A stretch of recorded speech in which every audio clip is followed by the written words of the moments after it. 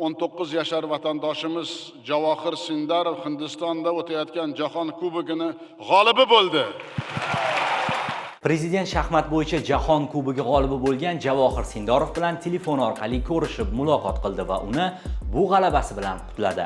O'zbekiston rahbari Shavkat Mirziyoyev Toshkent shahrida boshlangan Prezident Olimpiadasi sport musobaqasining tantanali ochilish marosimidagi nutqi vaqtida unga shaxmatchi Javohir Sindorovning Hindistonning Goa shahrida shaxmat bo'yicha Jahon Kubogi musobaqalarida g'olib bo'lganligi qayd etilgan xushxabar yetkazilgan.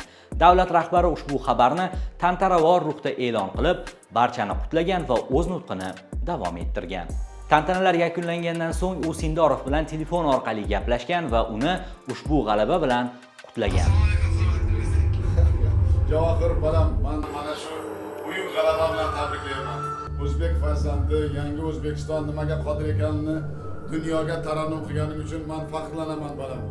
Ilohim mana shu butun yo'llaring bardavom bo'lsin. Ota-onang, bobolaring qanday xursand bo'lsa, men ham ilohim yaxshi kunlaringda sherik bo'layin. Tabrik. Rahmat, xudo xolisa bu o'zbek shaxmatchilarining to'lanishi boshlanishi biz nasib jahon tojini ham O'zbekistonga olib kelamiz degan umiddaman. Rahmat, qo'llab-quvvatlab turganingiz uchun. Ilohim mana shu niyatlaring bardavom bo'lib, niyatlaring amalga oshsin.